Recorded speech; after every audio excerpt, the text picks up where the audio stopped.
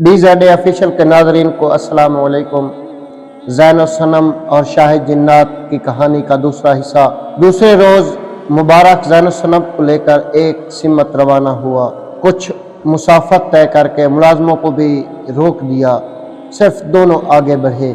रास्ते में मुबारक ने ज़ैन और सनम को समझाया कि कुछ अजीबो गरीब चीज़ें देखने में आएंगी, दिल मजबूत रखिएगा और कतन खौफजदा न होइएगा। फिर दोनों एक दरिया के किनारे पहुंचे। मुबारक ने कहा, थोड़ी देर में एक खूबसूरत कश्ती और निहायत हैबतनाक मलाह आएगा।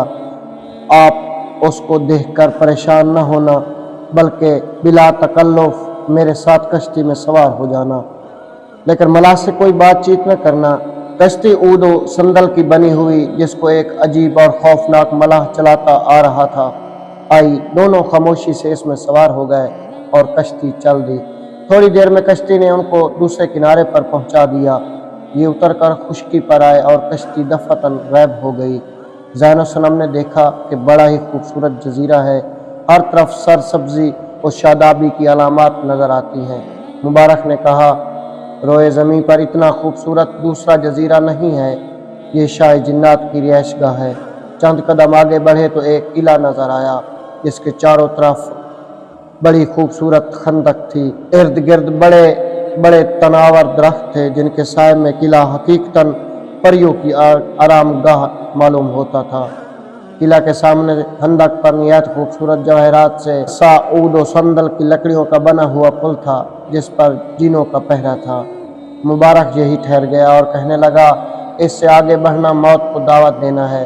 फिर उसने 4 जोशन निकाले, 2 खुद रखे और 2 शहजादे को देकर कहा कि इनको पहन लो, इसके बाद कोई खतरा नहीं रहेगा। अब मैं शाह जिन्नात को बुलाने के लिए कलाम पढ़ता हूँ। उसकी आमद से पहले कड़क गरज अंधेरा जलजला महसूस होगा, लेकिन तुम खौफ ज़दा न होना। इसके बाद शाह जिन्नात आएगा, अगर खुश रूह मुस्कुराता हुआ आए तो समझना कि मेहरबान है और तुमसे मिलकर उसको मुसर्रत होगी, और अगर किसी हैबतनाक शक्ल में आए तो यह गुस्सा की अलामत है। उस वक्त अर्ज मतलब मत न करना, बल्कि सलाम के बाद इतना कह देना कि मेरे वालिद का इंतकाल हो गया है और अब मैं आपकी शफकत की उम्मीद लेकर आया हूँ। अगर वो खुश हो तो अर्ज करना कि मैं उसी मेहरबानी का तालिब होकर आया हूँ जो आप मेरे वालिद पर किया करते थे। ये सब कुछ ज़ैन और सनम को समझाकर मुबारक ने कलाम पढ़ना शुरू किया। एकदम जल्जला आया और चारों तरफ अंधेरा छा गया। कड़क से जी ढला जाता था। थोड़ी देर के बाद मतला साफ हो गया और एक निहायत ही खूबसूरत जवान मुस्कुराता हुआ उनकी तरफ आया। ज़ैन और सनम ने निहायत अदब से सर झुकाकर सलाम किया और दस्त बस्ता खड़ा हो गया। शाह जिन्नात ने ज़ैन और सनम की तरफ देखा और कहने लगा, अजीज़ लड़के, जिस तरह मुझे तुम्हारे वालिद से मोहब्बत थी, उसी तरह मैं तुमको भी चाहता हूँ, बल्कि दोस्त का लड़का होने की हैसियत से तुम मेरे भी बच्चे हो। तुम्हारे वालिद जब मेरे पास आया करते थे तो कुछ तोहफा लाया करते थे और मैं उनको अलमास की तस्वीर दिया करता था। 8 तस्वीरें वो ले चुके थे। हुक्म कज़ा आ गया और वो इंतकाल कर गया। मैंने उहद कर लिया कि 9वीं अलमास की तस्वीर, जो सबसे ज़्यादा कीमती है, तुम्हें दूंगा। चुनाचा मैं बुजुर्ग बनकर जो ही मैं तुम्हारी कोताहियों पर तुम्हें तंबीह करता और तुम्हारे इस्तक़लाल और हिम्मत का इम्तिहान लेने के लिए पहले कैरा बुलवाया और फिर बसरे वापस किया, जिससे मुझे अंदाज़ा हो गया कि तुम मुस्तकिल मिजाज हो। इसके बाद मैंने तुम्हें खजाने का पता बताया और नामे पाए पर वो इबारत भी लिख दी जिसे देखकर तुम मेरे पास आए हो। मैं अपने उहद पर कायम हूँ और तुम्हें वो तस्वीर दूंगा, लेकिन शर्त यह है कि एक निहायत खूबसूरत बेऐब 15-16 साल की दोशीज़ा मेरे लिए लाओ, लेकिन इसका बातन भी इतना ही हसीन और पाक होना चाहिए जितना कि ज़ाहिर। और जब तुम मेरे लिए कोई दोशीज़ा मुंतखब करो तो उसके मुतल्लिक़ दूसरा इरादा न करना, वरना नुकसान के ज़िम्मेदार तुम खुद होगे। ज़ैन और सनम ने सर तस्लीम खम किया और कहा, तमील अरशाद करूँगा, लेकिन ये फरमाइए कि उसके बातन को मैं कैसे दरियाफ़्त करूँगा। शाह जिन्नात ने एक आईना दिया। जब उसकी सूरत इसमें देखोगे तो कुल अंदरूनी राज मालूम हो जाएंगे। इसके बाद ان دونوں کو رخصت کر دیا۔ جس وقت یہ دریا کے کنارے آئے تو وہی کشتی اور دونوں کو دوسری طرف اتار کر غائب ہو گئی۔ مبارک اور زین الصنم اپنے مقام پر واپس آئے اور لڑکی کی تلاش شروع کی۔ بہت سی لڑکیاں دیکھی جو اپنے حسن و جمال کی نظیر نہ رکھتی تھی، لیکن جب آئینہ سیرت نما میں دیکھا تو کسی کا دامن پاک نظر نہ آیا۔ مجبور ہو کر دونوں حسب مرضی حسینہ کی تلاش میں شہر بشہر پھرتے ہوئے بغداد پہنچے اور ایک عالی شان مکان کرائے پر لے کر رہنا شروع کر دیا۔ غربا اور یتیموں کی خبر گیری، فقیروں اور درویشوں کی تواضع کرتے ہوئے ان کو ہفتوں گزر گئے۔ آخر تمام بغداد میں زین الصنم کی سخاوت و ریاست کا شہرہ ہو گیا۔ بڑے بڑے امراء اور رؤساء سے ملنا جلنا ہو گیا۔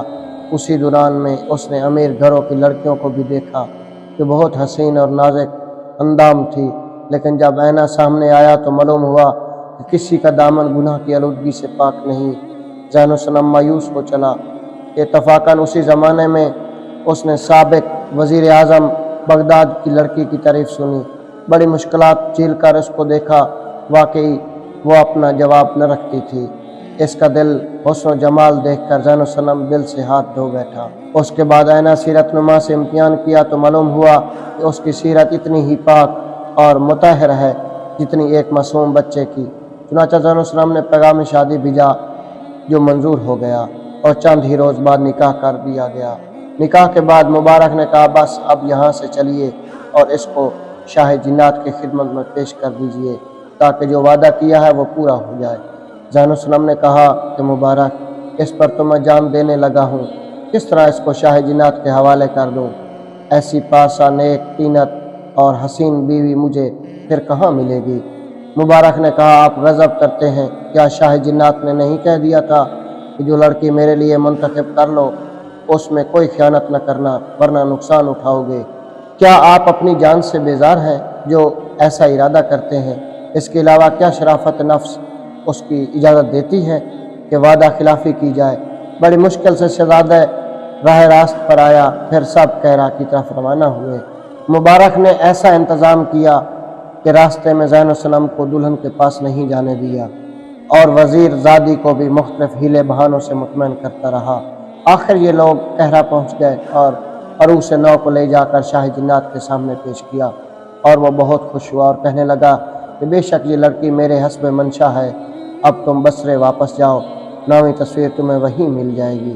زین الصنم اور مبارک واپس آئے اور 2 روز کہرا میں قیام کر کے زین الصنم بصرے روانہ ہو گیا، لیکن راستے بھر پھر وزیر زادی کا تصور آتا رہا اور وہ اپنے آپ کو ملامت کرتا رہا، کیوں ایک الماس کی تصویر کے لیے تو نے ایسی حسین اور پاک باطن لڑکی کھو دی؟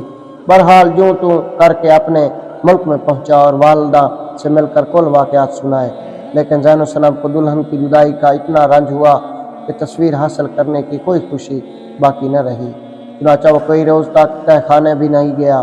ایک روز شب کو اس نے شاہ جنات کو خواب میں دیکھا کہ وہ اصرار کر رہا ہے کہ صبح کو تہ خانے میں جا کر تصویر کو ضرور دیکھو، تمہیں خوشی حاصل ہوگی۔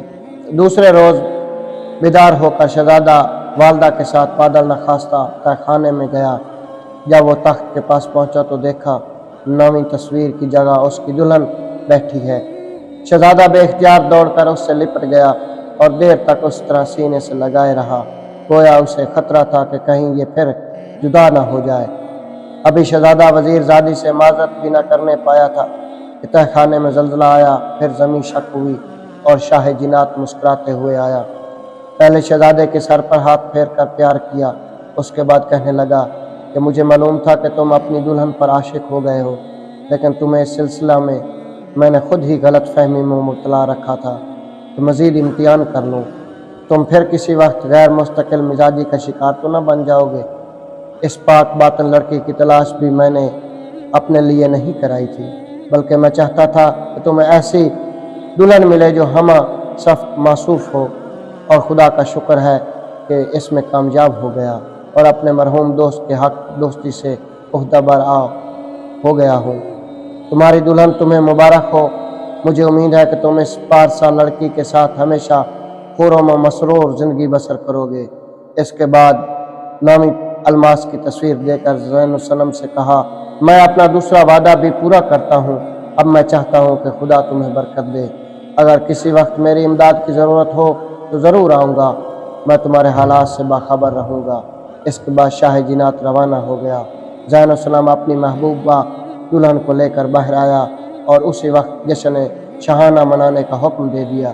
وزیر زادی ملکہ بصرہ کے نام سے مشہور ہوئی اور سب امن و سکون سے رہنے لگے۔ تو ناظرین، امید کرتے ہیں کہ آپ کو یہ قصہ پسند آیا ہوگا۔ اگر پسند آئے تو چینل کو سبسکرائب، ویڈیو کو لائک اور کمنٹس میں اپنی رائے کا اظہار ضرور کیجیے گا۔ اگلے ایپیسوڈ تک اجازت دیجیے۔ اللہ حافظ۔